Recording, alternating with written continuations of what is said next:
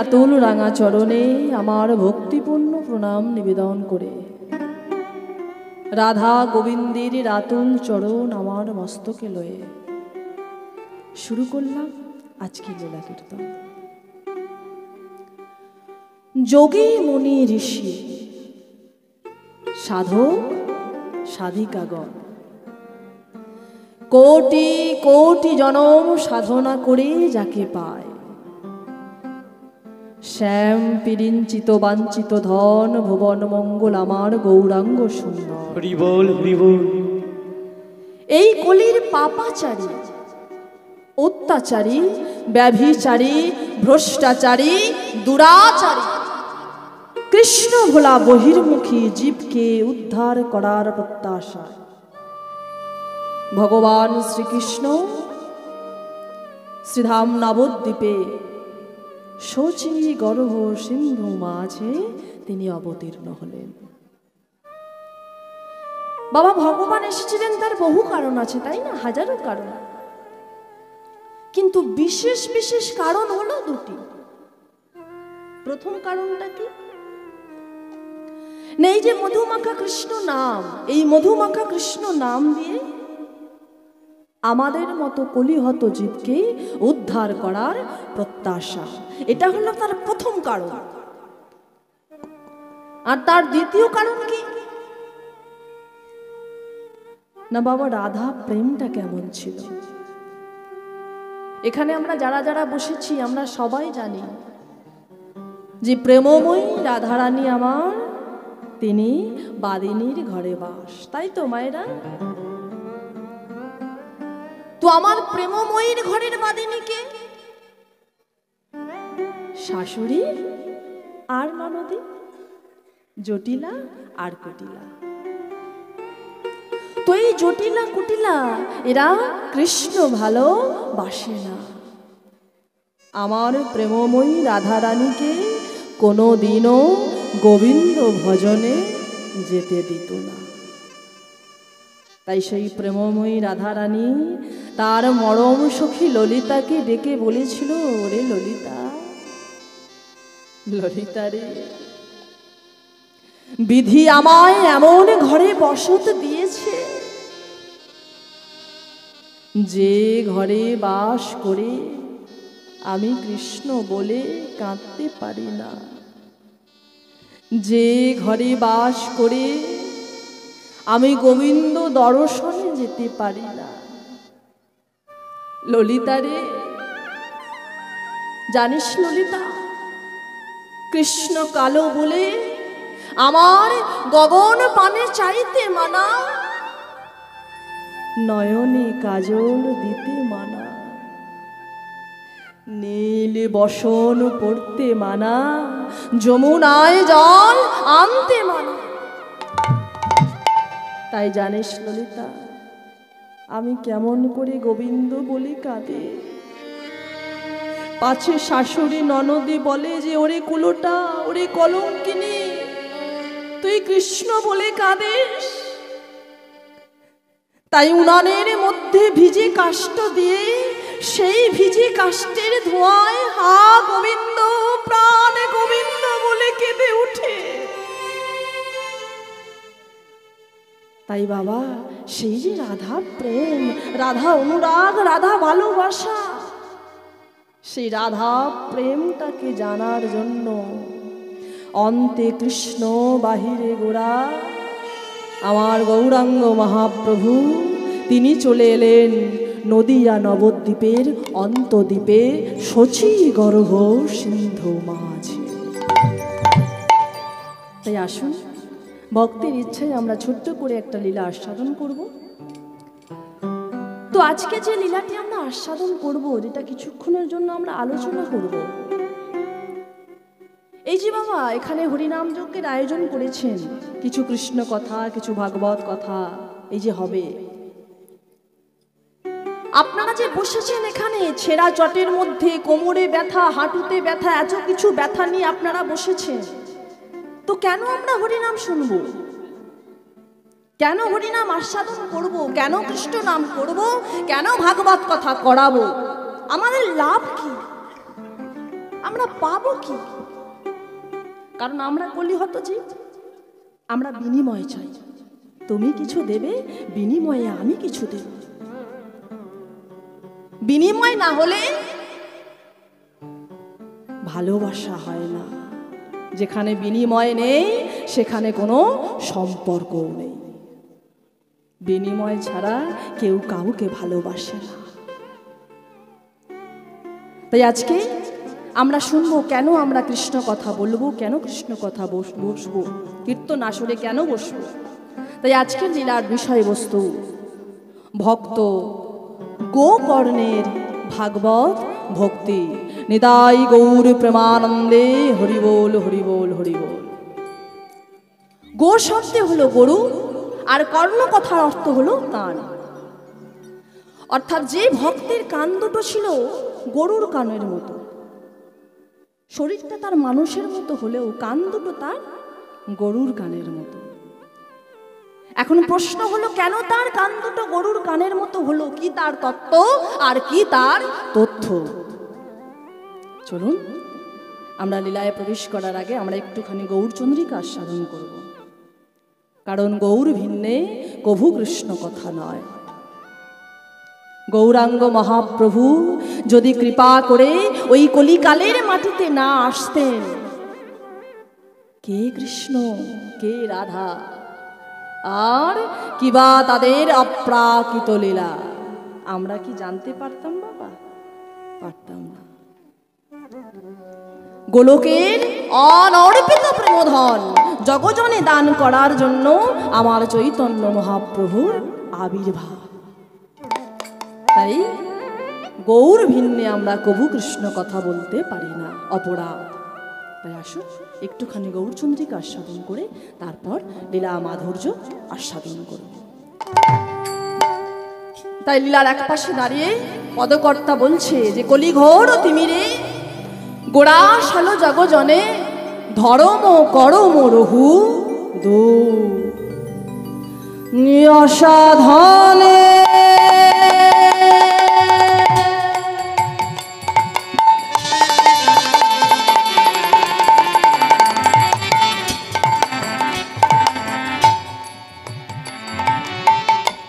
চিন্তা মনে হরি হরি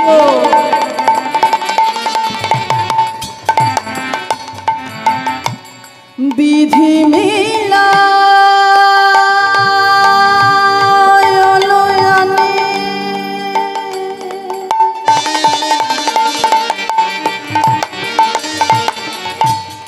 অসাধনে অসাধনে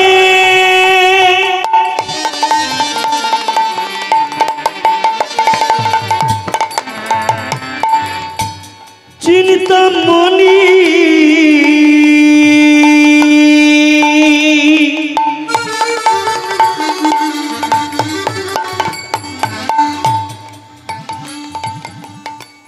বিধি মিলা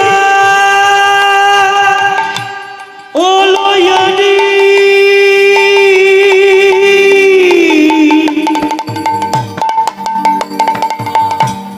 অসাধনে অসাধনে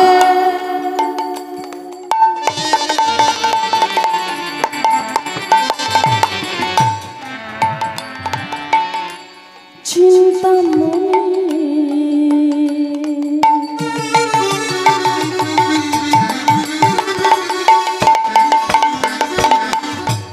বিধি মেলা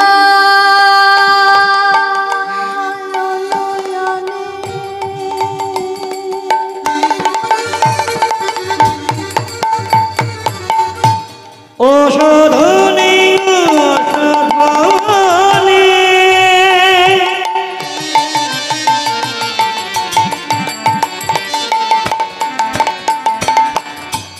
চিন্তামণি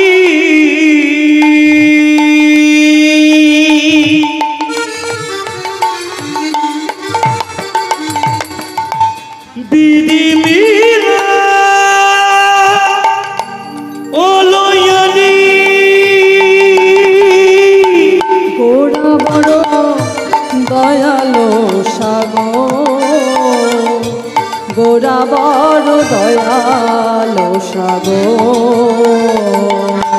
গোরা বড় দয়ালো সাগর, গোরা বড় দয়ালো সাগর, গোরা বড় দয়ালো সাগর, গোরা বড় দয়ালো সাগর,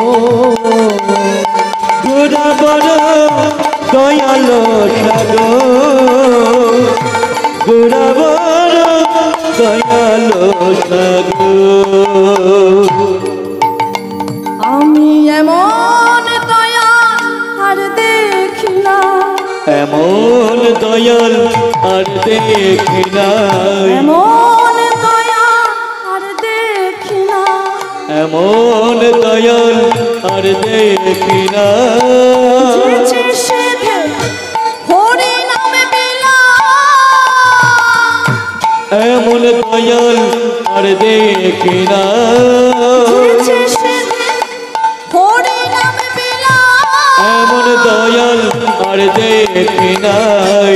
গোরা বড় দয়ালো সাগর, গোরা বড় দয়ালো সাগর, গোরা বড় দয়ালো সাগর, গোরা বড় দয়ালো সাগর, গোরা বড় দয়ালো সাগর, গোরা বড় দয়ালো সাগর। কি বলছি মা? যে গোরা বড় দয়ালো সাগর। শাস্ত্রে বললেন যে কোনো ভাগ্যে কোনো জীবের শ্রদ্ধা যদি হয় তবে তো সেই ভক্ত সাধু সঙ্গ করয়। সাধু সঙ্গ হইতে হয় শ্রবণ ও কীর্তন, আর কীর্তন হইতে হয় জীবের অনর্থ অনিবর্তন। হরি বল। তো অনর্থ কথার অর্থ কি বাবা? না, যেটা আমার নয় সেটা আমার বলে দাবি করা, এটা অনর্থ, যার কোনো অর্থ নেই। যেমন ধরুন, আমরা কলিকালের মানুষ,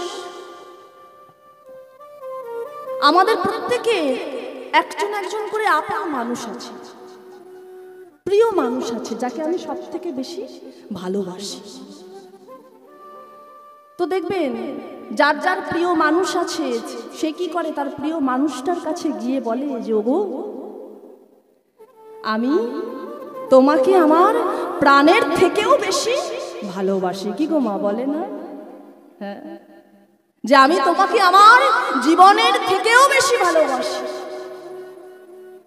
এখন আমার হৃদয়ে, আমার দেহের মধ্যে যে প্রাণ বস্তুটা আছে, সেই প্রাণ যদি আমার উপর রেগে যায় মা, সে যদি বলে বাবা বাবা বাবা, আমি আছি বলে তুমি হাত পা নাড়ছো, আমি আছি বলে তুমি কথা বলতে পারছো, আমি আছি বলে তুমি এদিক ওদিক যেতে পারছো, আর তুমি আমার থেকে ওকে বেশি ভালোবাসো, হ্যাঁ, থাকবো না আমি তোমার কাছে, এই আমি তোমার দেহ থেকে চললাম। এখন আমার দেহ থেকে যদি আমার প্রাণটা বেরিয়ে যায় রাগ করে মা, আমি কীর্তনিয়া মৌসুমী মণ্ডল, সেদিন কি আমি মৌসুমী মণ্ডল থাকবো বাবা? হ্যাঁ, সেদিন আমার একটাই নাম, মৃতদেহ বা সব দেহ। যাকে আমি বড় গর্ব করে বলেছিলাম যে ওগো, তোমাকে আমি আমার প্রাণের থেকেও বেশি ভালোবাসি, সেই মানুষটাও আমার মৃতদেহের পাশে বসে কিছুক্ষণের জন্য বিলাপ করে সেও বলবে ওগো চলো চলো, দেহটাকে শ্মশানে নিয়ে চলো। সেই মানুষটা যাকে আমি সব থেকে বেশি ভালোবাসি, যে আমায় কত না আদর করে কত নামে না ডেকেছিল, সেদিন সে আর সেই নাম ধরে আমায় ডাকবে না। সেদিন আমার একটাই নাম, মৃতদেহ বা সব দেহ। এটা হলো অনর্থ, যার কোনো অর্থ নেই, সেটাকে আমার বলে দাবি করা। দেখবেন অনেকে আছে যারা বাড়ির কর্তা হয়, তারা কি করে, সংসারে ঝগড়া হলেই বলে যে দেখো আমি সংসার চালাচ্ছি, আমি ছেলে মেয়ে মানুষ করছি, আমি তোমাদের খাওয়াচ্ছি, আমি ছেলে মেয়েকে পড়াচ্ছি, আর আমার কথার অবাধ্য। কি গো বাবা, বলে না? অনেকে বলে। কিন্তু মাগো, যে এই কথাটা বললো, যেদিন যে ছেলেটাকে সে খাওয়ালো, পড়ালো, লেখাপড়া শেখালো, বড় করে তুললো, যেদিন সে ছেলেটা বড় হয়ে তার হাত থেকে বেরিয়ে যাবে, তার আর কথা শুনবে না, সেদিন ওই ব্যক্তি যে বড় গর্ব করে বলেছিল যে আমি খাইয়েছি, আমি পড়িয়েছি, সেই মানুষটাই ভগবানের চরণতলে বসে বলবে যে দয়াময়, ছেলেটা মানুষ হলো না। কেন বাবা? আপনি খাইয়েছেন, আপনি পড়িয়েছেন, আপনি লেখাপড়া শিখিয়েছেন, আপনি বড় করেছেন, তাহলে ছেলেটা মানুষ হলো না কেন? এই যে আমাদের অহংকার, এই অহংকারই আমাদের পতন করে। আমাদের ভিতরের যে অহংকার, অহংকার কারোর ক্ষমা করেন না। ভগবান নিজেও কি ক্ষমা পেয়েছিল বাবা? যিনি অনাদি আদি ভগবান শ্রীকৃষ্ণ, সর্বকারণের কারণ, তাকেও কিন্তু কারাগার গৃহে জন্মগ্রহণ করতে হয়েছিল। কাউকে ছাড়ে না, পাপ কাউকে ছাড়ে না। যদি পাপ কাউকে ছাড়তো মা, তাহলে শতপুত্রের জননী গান্ধারী সে কি পাপ করেছিল? মসুরির চালে একটা মাকড়সাকে মেরে দিয়ে তার প্রতিফল পেল কে? শতপুত্রের জননী গান্ধারী। যেদিন বেদব্যাস এলেন ধৃতরাষ্ট্রের কাছে, যে হে ধৃতরাষ্ট্র, আমি তোমায় দিব্য দৃষ্টি দিতে চাই, তুমি তো অন্ধ। বলুন তো, আমার যদি চোখ না থাকে, কেউ যদি আমায় চোখ দান করে, আমি কি না নিতে পারবো বাবা? আমি তো আগে নেব যে হ্যাঁ আমায় চোখ দান করো। কিন্তু ধৃতরাষ্ট্র সেদিন বলেছিলেন যে হে মণিবর, আমি অন্ধ আছি, ভালো আছি, আমার চোখ চাই না।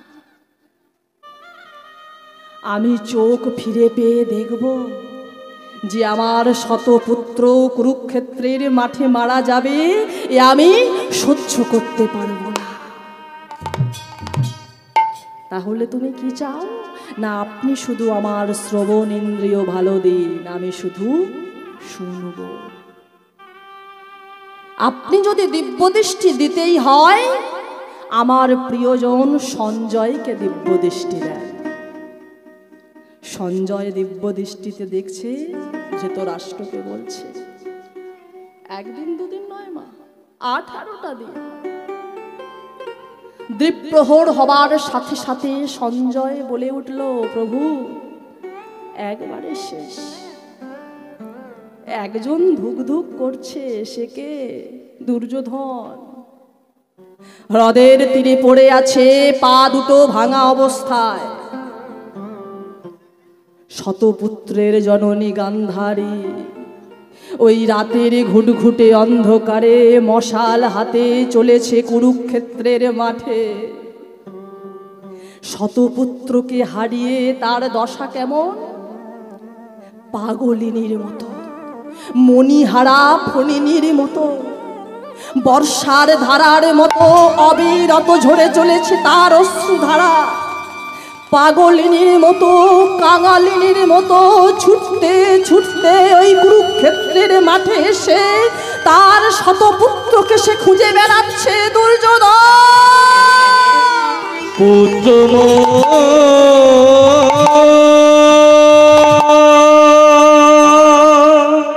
দুঃশাসন ওরে আমার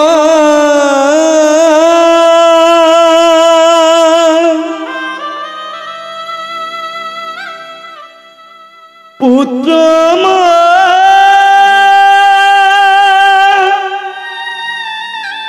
কোথা পড়ে আছিস বাবা? কেউ তো তোরা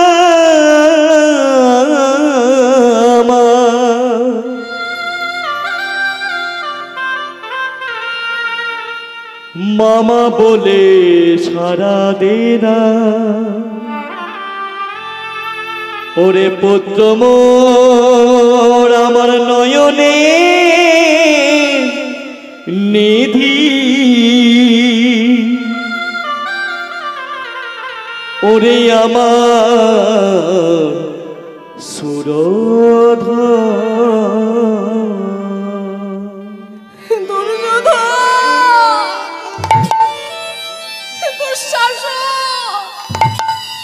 কোথা পড়ে আছিস বাবা? এই দেখ, এই দেখ, তোদের কাছে তোদের মা এসেছে। একবার মা বলে ডাক না বাবা, একবার মা বলে ডাক। ওরে দেখ, তোদের মা তোদের সঙ্গে দেখা করতে এসেছে। সেই কুরুক্ষেত্রের মাঠে পচা গলা মাংসগুলোকে উল্টে পাল্টে দেখছে যে কোন ছেলেটা তাকে একটু মা বলে ডাকে। হঠাৎ গান্ধারীর পায়ের কাছে কে যেন ডেকে উঠল, মা। কে কে ডাকে আমার? আমি তোমার আদরের দুর্যোধন মা। দুর্যোধন, পড়ে আছিস কেন বাবা? ওঠ, যুদ্ধ করবি না? আর সকল তোর ভাইরা কোথায়? আর সকল তোর ভাইরা কোথায়? কেউ বেঁচে নেই মা। হরি বল, হরি বল। কে তাদের মারল? আমি তোমার সব বলবো মা। সকাল থেকে তপ্ত রোদে আমি পড়ে আছি মা। মৃত্যু আমার সম্মুখে দাঁড়িয়ে আছে, তবু তাকে হাত জোর করে বলেছি, ওগো একটু অপেক্ষা করো। এত বড় অন্যায় যে করলো, আমার মা যদি আসে তাকে বলে যাব। তাই শোনো মা, তোমার এই যে কুরু বংশটাকে ধ্বংস করলো, তোমার যে শত পুত্রকে নরকের পথে নিয়ে গেল, তোমাকে যে উন্মাদিনী সাজালো, তোমাকে যে পাগলিনী সাজালো, সে আর অন্য কেউ নয় মা, সে হলো ওই নাটের গুরু শ্রী কৃষ্ণ। কৃষ্ণ হতে তোমার গুরু বংশ ধ্বংস হয়েছে মা। কৃষ্ণ হতে তোমার শতপুত্র চলে গেছে মা। কৃষ্ণ হতে তোমাকে পাগলিনী সাজিয়েছে মা। তাই শোনো মা, কৃষ্ণ যদি তোমার সম্মুখে কোনোদিন আসে, তাকে তুমি ছাড়বে না মা, তাকে তুমি অভিশাপে জর্জরিত করে দেবে।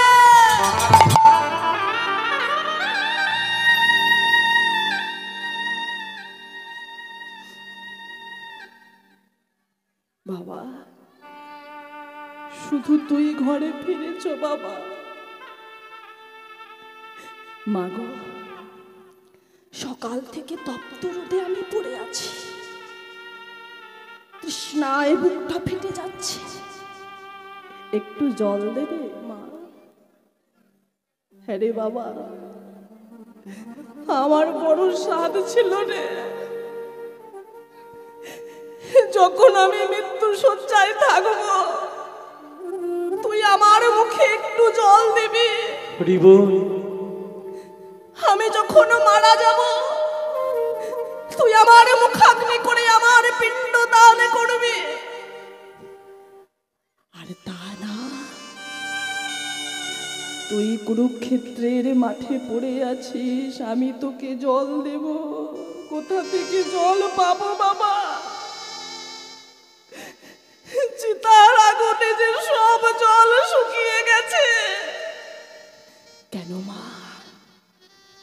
তোমার ওই যে চোখ থেকে যে জলটা পড়ছে ওটা আমার মুখে দাও। ভক্তমণ্ডলী, ভক্তিমতী মায়েরা, গান্ধারীর চোখের জল দুর্যোধনের বদনে পড়ল, কিন্তু সে জল পেটের মধ্যে গেল না বাবা। পেট থেকে বেরিয়ে এলো টাটকা কাঁচা রক্ত। আর সেই রক্ত উঠতে উঠতে দুর্যোধন ইহজগতের কর্ম ছেড়ে পরজগতে চলে গেল।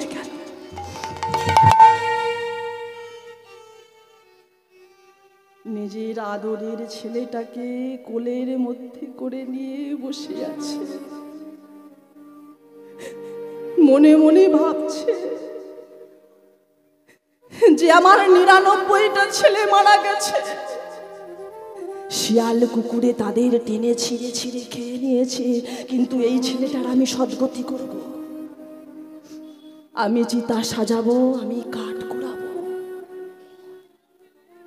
আমি মা হয়ে সব পারি। মা হয়ে আমি সন্তানের জন্য চিতা সাজাতে পারি, কাঠ কুড়াতে পারি, কিন্তু সন্তানের বদনে আগুন দিতে পারবো না।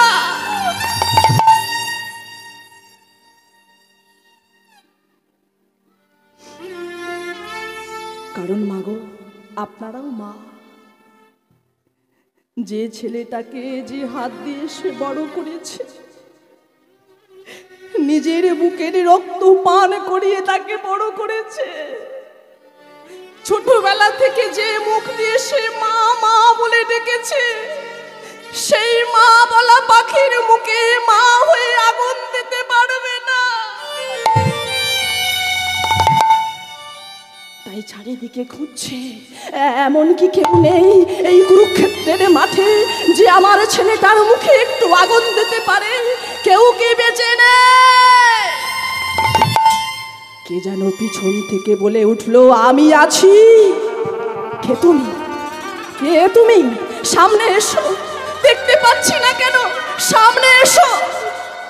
যেমনই না ভগবান শ্রীকৃষ্ণ সামনে দাঁড়িয়েছে, গান্ধারীর ভিতরে আগুন জ্বলে উঠেছে। ওই সেই কৃষ্ণ যে আমার ১০০ ছেলেকে নরকের পথে নিয়ে গেছে। ওই সেই কৃষ্ণ যে আমাকে উন্মাদিনী সাজিয়েছে, আমাকে পাগলিনী সাজিয়েছে। কৃষ্ণ, ওই দেখো হস্তিনাপুরের প্রাসাদ আছে দাঁড়িয়ে, থেমে গেছে কাল, কোলাহল পড়ে আছে মধুরিম নিস্তারিণী পাথরের সম, স্থাবর জঙ্গল নদ নদী বলে নাই নাই নাই। এসেছিল সাথে শত বাধা দিক সম, নিয়ে গেছে রথীন্দ্র দধিকর। কৃষ্ণ তবু তুমি নীরবে নিথর, ছাড়িব না তোমারে। জানি তুমি ঠক লম্পট চতুরের শিরোমণি কৃষ্ণ, তবু তোমারে করিব আমি তীব্র অভিশাপ। পিসিমা, কেন করিতেছ মোরে অভিশাপ? কি অপরাধ মোর? কি করেছি আমি? কৃষ্ণ রে, বলতে পারিস?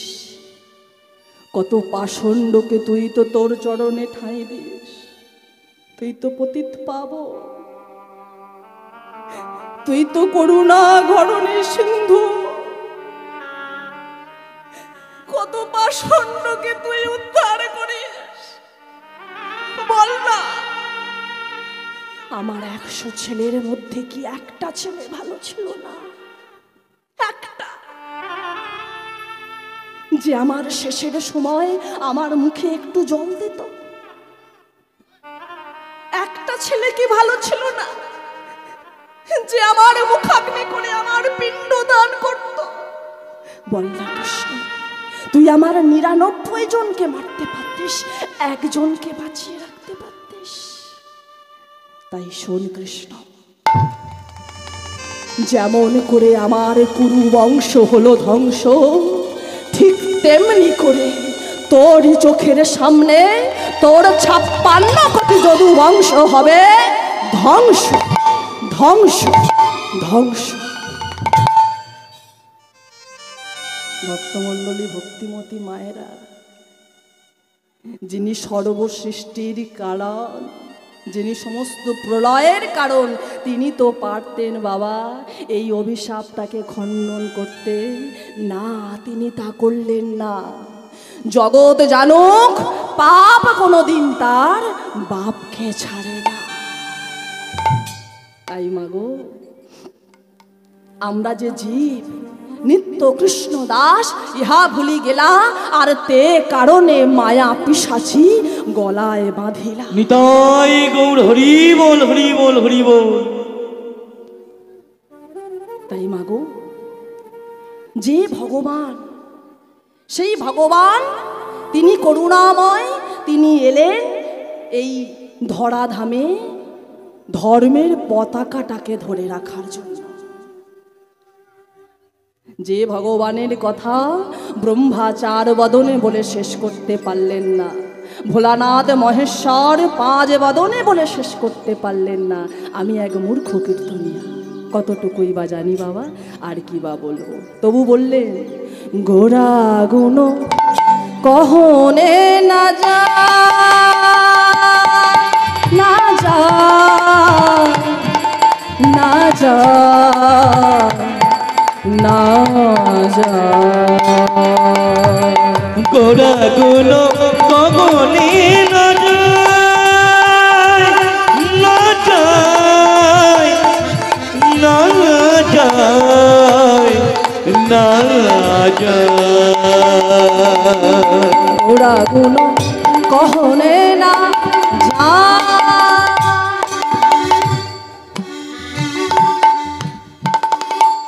কত শত আনন, হরি হরি বল।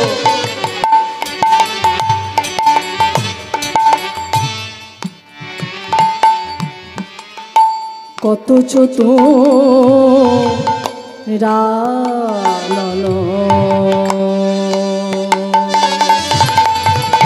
কত শত আনন,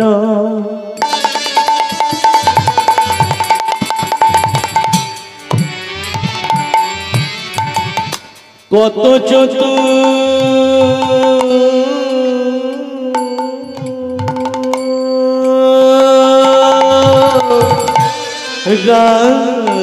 চতুরানন, কত শত আনন,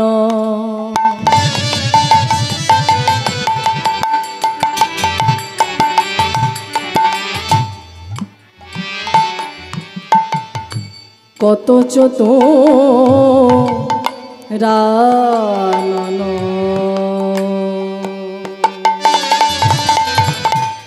কত শত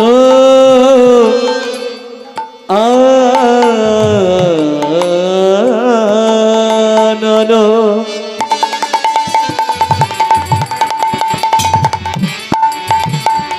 কত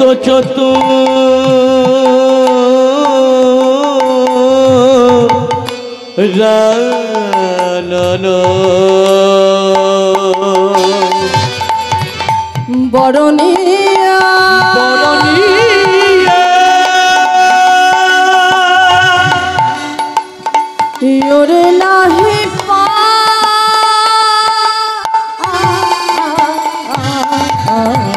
গোরা গুণ কগনে না যায়, গৌর প্রেমানন্দে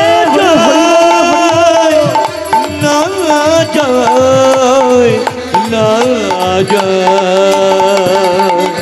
গোরা গুণ কগনে না যায়, গোরা গুণ কগনে না যায়, গোরা গুণ কগনে না যায়।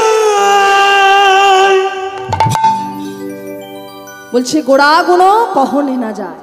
আর কি বললেন বাবা? না বেদ বিদ্যা সরদর্শন জানত, সে যদি আমার গৌরাঙ্গ নাহি ভজে, বৃথা তারি অধ্যায়ন লোচন বিহন জন, দর্পণে অন্ধের কিবা কাজ। অর্থাৎ আমি বেদ পড়লাম, বিদ্যা অর্জন করলাম, গীতা অধ্যয়ন করলাম, আমি পণ্ডিত হলাম, কিন্তু হৃদয়ের মাঝে আমার কৃষ্ণ প্রেম, কৃষ্ণ অনুরাগ, কৃষ্ণ ভক্তি যদি না থাকে তাহলে সেই পাণ্ডিত্যের কি লাভ? পাশাপাশি তিনি আরো বললেন, কি বললেন? বেদ বিদ্যা দুহু দুহু নাহি জানত, বেদ বিদ্যা দুহু দুহু নাহি জানত, বেদ বিদ্যা দুহু দুহু নাহি জানত, বেদ বিদ্যা দুহু দুহু নাহি জানত, সে যদি গৌরাঙ্গ করে ওই না সে যদি গৌরাঙ্গ করে সে যদি গৌরাঙ্গ করে ওই না সে যদি গৌরাঙ্গ করে নয়নানন্দেতে ভনে সেই তো সকলে জানে, নয়নানন্দেতে ভনে সেই তো সকলে জানে, নয়নানন্দেতে ভনে সেই তো সকলে জানে, নয়নানন্দেতে ভনে সেই তো সকলে জানে, সর্বসিদ্ধি করতলে তা, ওই না সর্বসিদ্ধি করতলে তা, সর্বসিদ্ধি করতলে তা, ওই না সর্বসিদ্ধি করতলে তা, ও তার আশা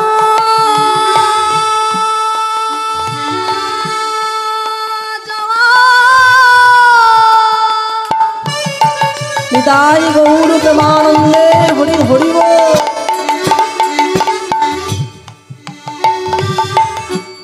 সফল হবে ও তার আশা যাওয়া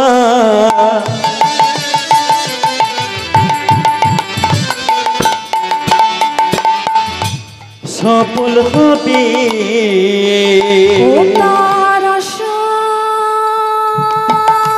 যাওয়া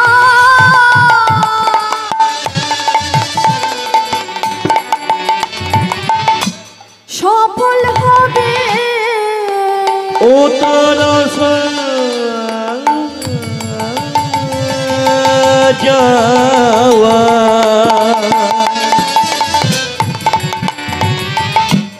সফল হবে, যে জন গৌর চরণ সারি করিবে, আশা যাওয়া সফল হবে, গৌর চরণ সারি গৌর বলে কেঁদে মরিবে, আশা যাওয়া সফল হবে, গৌর বলে কেঁদে মরিবে, আশা যাওয়া সফল হবে, গৌর বলে কেঁদে গৌর বলে কেঁদে মরিবে, আশা যাওয়া সফল হবে, গৌর বলে কেঁদে মরিবে, আশা যাওয়া সফল হবে, আশা যাওয়া সফল হবে। জয় রাধে। তো ভক্তমণ্ডলী, ভক্তিমতী মায়েরা, এতক্ষণ আমরা গৌর প্রেম সরবরাহে আবরোহণ করলাম বাবা। তো এইবারে আমরা নবদ্বীপ ধামকে এখানে বর্তমান রেখে আমরা একবার দর্শন করে আসবো সেই মধুময় শ্রীধাম বৃন্দাবন, তারপর ছোট্ট করে লীলারস আস্বাদন করব। তো আমরা তো ভক্ত বাবা, চতুর, আমরা একটু চাতুরালি করব। নিজ নিজ দেহকে এই হরিবাসরে বর্তমান রেখে, এই নবনব বৃন্দাবনে বর্তমান রেখে আমরা চলে যাব মনটাকে নিয়ে সেই বৃন্দাবনে। তো বৃন্দাবনে যেতে গেলে আমাদের কি করতে হবে মা? রাধা নাম গাইতে হবে।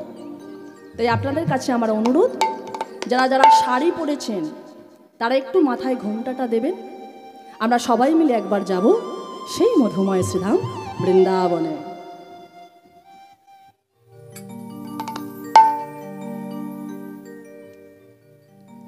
আমরা যাব আর বদন ভরে গাইব সেই প্রেমময়ীর নাম।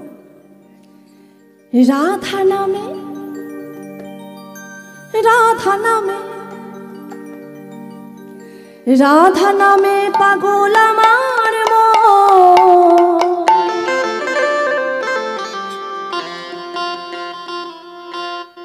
যাব আমি মধুর বৃন্দাবন। রাধা নামে, রাধা নামে, রাধা নামে পাগল আমার মন, রাধা নামে পাগল আমার মন, যাবই আমি মধুর বৃন্দাবন। রাধা নামে, রাধা নামে, রাধা নামে পাগল আমার মন, যাবো আমি মধুর বৃন্দাবন। রাধা নামে পাগল আমার মন, রাধা নামে পাগল আমার মন, যাবই আমি মধুর বৃন্দাবন। রাধা রানীর কৃপা হলে পাবো আমি শ্যামের চরণ। রাধা রানীর কৃপা হলে পাবই আমি শ্যামেরই চরণ। রাধা রানীর কৃপা হলে পাবো আমি শ্যামের চরণ। রাধা রানীর কৃপা হলে পাবই আমি শ্যামেরই চরণ। রাধা নামে, রাধা নামে, রাধা নামে পাগল আমার মন, যাবো আমি মধুর বৃন্দাবন। রাধা নামে পাগল আমার মন, রাধা নামে পাগল আমার মন, যাবই আমি মধুর বৃন্দাবন। রাধে রাধে, নিতাই গৌর হরি বল।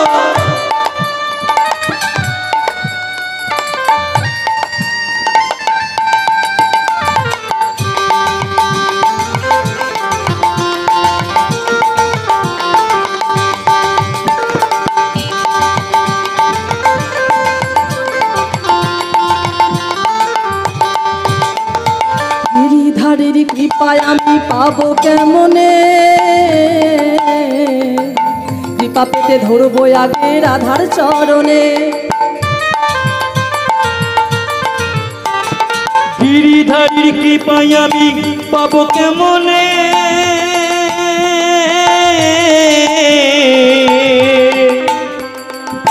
কৃপা পেতে ধরবো আগে রাধার চরণে।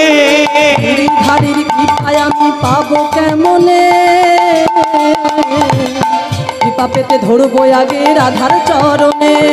গিরিধারীর কৃপায় আমি পাবো কেমনে,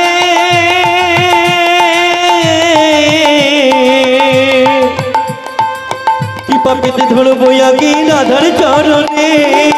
ব্রজগোপীর পদ ধুলি মাখবো আমি গায়, ব্রজগোপীর পদ ধুলি মাখবো আমি গায়, ব্রজগোপীর পদ ধুলি মাখবো আমি গায়। ব্রজগোপীর পদ ধুলি মাখবো আমি গায়। বৃন্দাবনে চলো সবাই রাধে রাধে গায়, ওই না বৃন্দাবনে চলো সবাই রাধে রাধে গায়।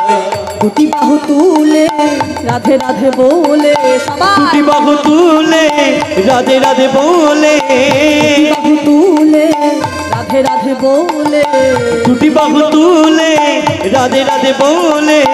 তাও সবে রাধে রাধে না।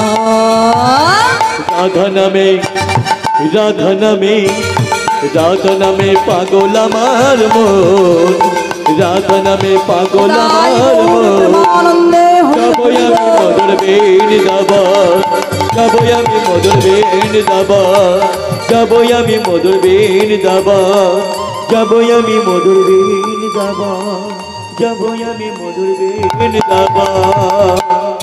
তো ভক্তমণ্ডলী ভক্তিমতী মায়েরা, তো আমরা এখানে এসেছি বলে আমরা একা গাইবো না মা, আজকে আমরা সবাই মিলে গাইবো। গাইবেন তো সবাই মিলে? তো আমি একবার করে বলবো বৃন্দাবন মে, আর আপনারা সবাই চিৎকার করে বলবেন রাধে রাধে। সবাই চলুন করে করো তালি দিয়ে সবাই মিলে বলবো বৃন্দাবন মে,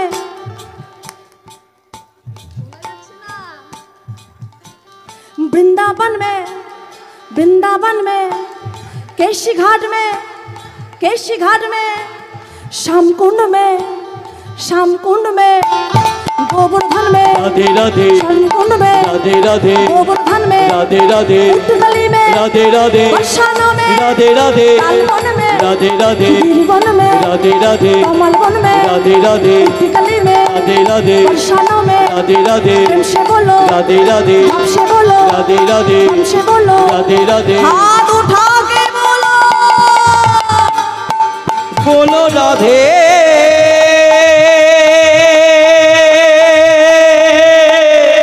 हरि हरि हरि बोलो राधे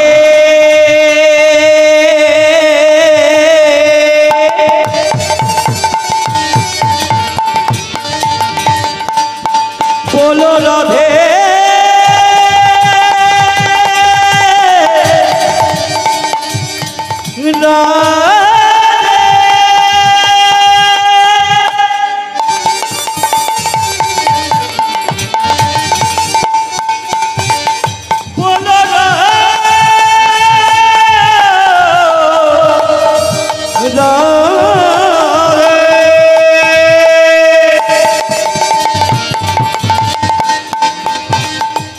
सबे प्रेम से बोलो राधे राधे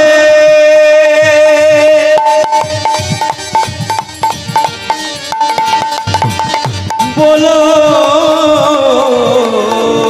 राधे राधे राधे राधे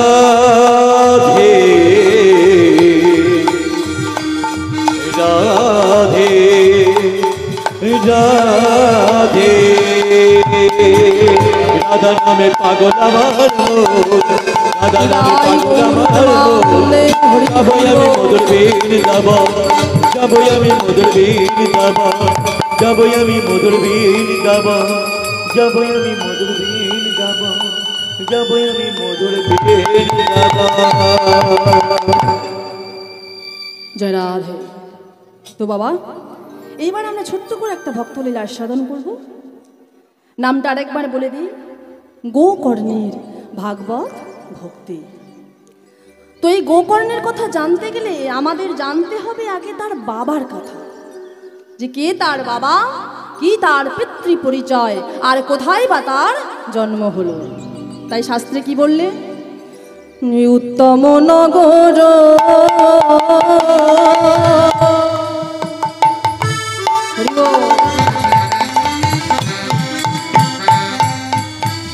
অতি মনোহর তুঙ্গভদ্রা নদীর পাড়ে উত্তম নগর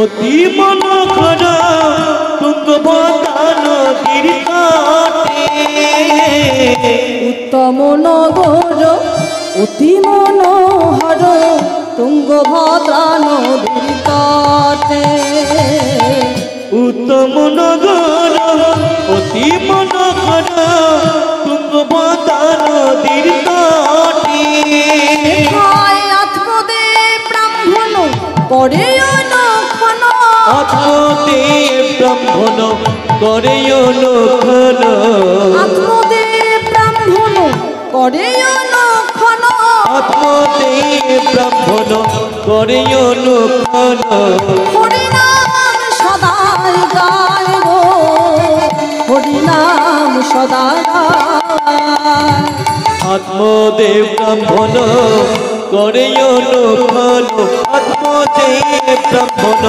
করে অনুক্ষণ হরিনাম সদা সে গায় গো হরিনাম সদা সে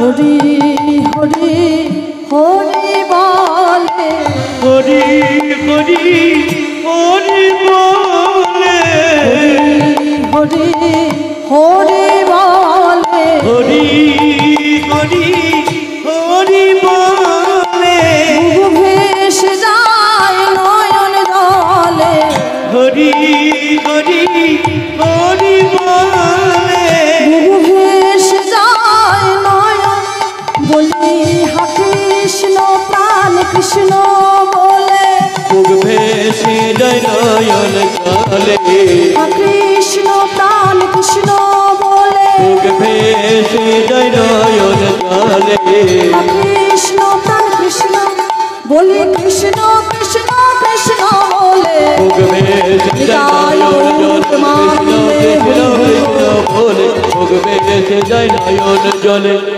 হরি হরি হরি বলে। তাহলে গ্রামটির নাম কি বললাম বাবা? উত্তম নগর। তো সেই উত্তম নগর তুঙ্গভদ্রা নদীর তটে উত্তম নগর, ছোট্ট একটা গ্রাম।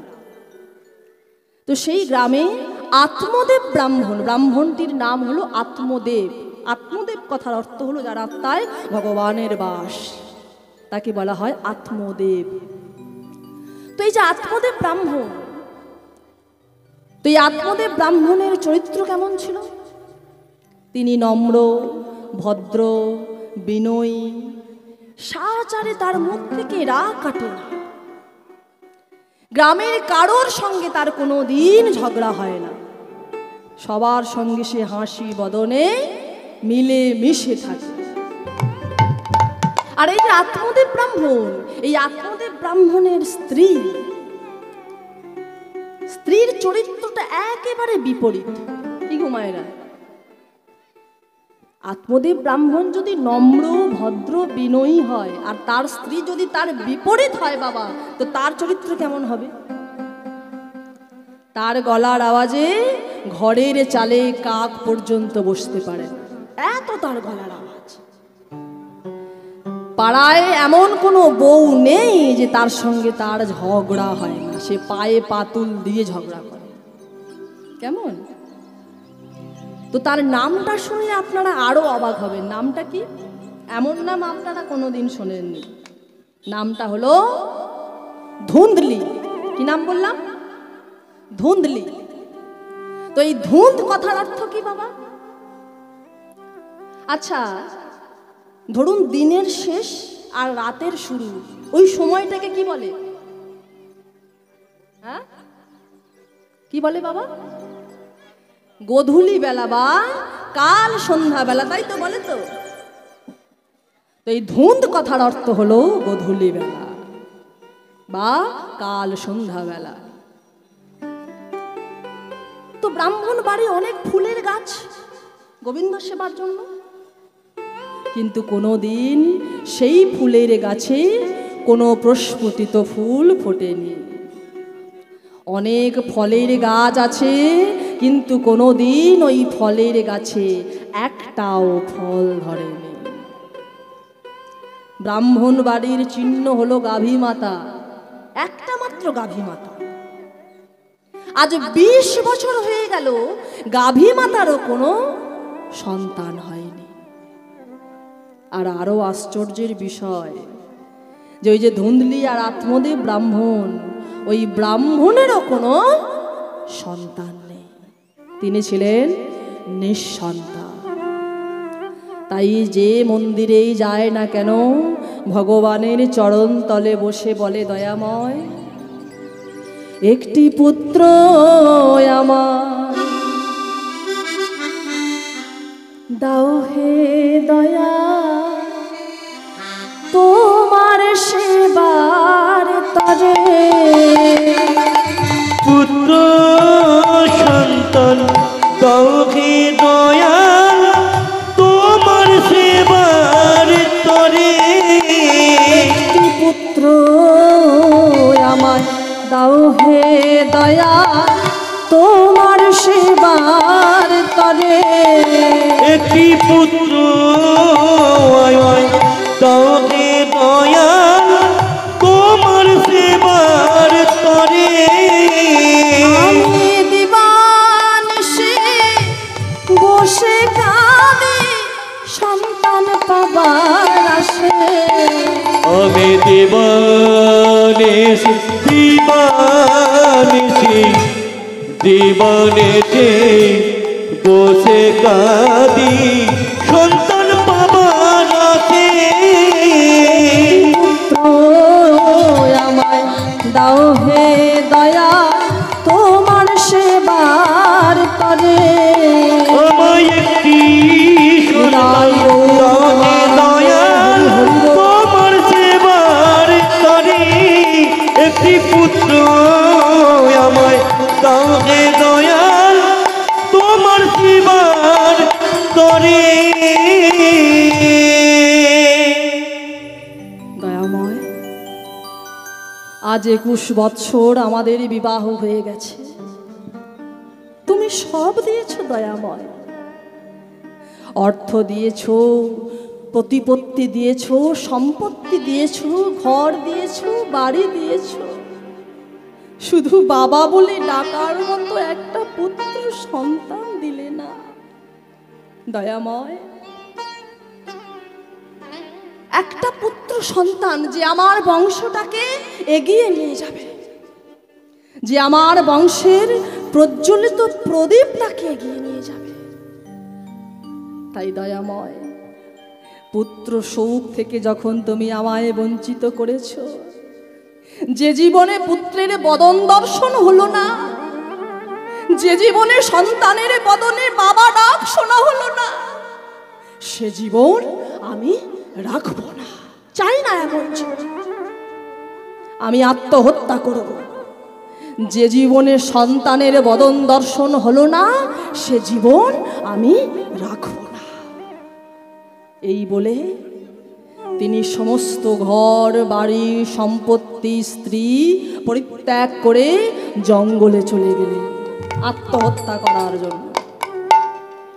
আর ওই জঙ্গল মাঝে একটা গাছের নিচে বসে বসে চিন্তা করছে মা, যে হয় গলায় দড়ি দেব, আর তা না হলে নদীতে ঝাঁপ দেব, কিন্তু বাড়ি ফিরে আমি যাব না। এই যখন চিন্তা করছে, ঠিক সেই সময় এক বৈষ্ণব ঠাকুর তিনি চলেছেন তারই সম্মুখ পানে। তিনি সদানন্দ চিত্তে চলেছেন আর বদন ভরে গাইছে, জপে যাও নামের মালা, জপে যাও নামের মালা সর্বদাই অন্তরে। হরে কৃষ্ণ হরে কৃষ্ণ কৃষ্ণ কৃষ্ণ হরে হরে, হরে রাম হরে রাম রাম রাম হরে হরে।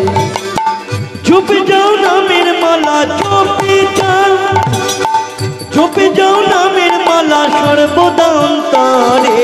হরে কৃষ্ণ হরে কৃষ্ণ কৃষ্ণ কৃষ্ণ হরে হরে, হরে রাম হরে রাম রাম রাম হরে হরে। জপে যাও নামের মালা, জপে যাও, জপে যাও নামের মালা সর্বদাই অন্তরে। হরে কৃষ্ণ হরে কৃষ্ণ কৃষ্ণ কৃষ্ণ হরে হরে, হরে রাম হরে রাম রাম রাম হরে হরে। জপে যাও নামের মালা, জপে যাও, জপে যাও নামের মালা সর্বদা অন্তরে। হরে কৃষ্ণ হরে কৃষ্ণ কৃষ্ণ কৃষ্ণ হরে হরে, হরে রাম হরে রাম রাম রাম হরে হরে। এই নাম যে বা ভজে মন রসনা, কামনা বাসনা তার দূরে চলে যায়। এই নামে যে বা ভজে মন রসনায়, কামনা বাসনা তার দূরে চলে যায়। এই নাম যে বা ভজে মন রসনা, কামনা বাসনা তার দূরে চলে যায়। এই নামে যে বা ভজে মন রসনায়, কামনা বাসনা তার দূরে চলে যায়। নামের গুণে অন্ধ জনে দেখতে সবই পারে, নামের গুণে অন্ধ জনে দেখতে সবই পারে। নামের গুণে অন্ধ জনে দেখতে সবই পারে, নামের গুণে অন্ধ জনে দেখতে সবই পারে। নামের গুণে খোঁড়া নাকি গিরি লঙ্ঘন করে। হরে কৃষ্ণ হরে কৃষ্ণ কৃষ্ণ কৃষ্ণ হরে হরে, হরে রাম হরে রাম রাম রাম হরে হরে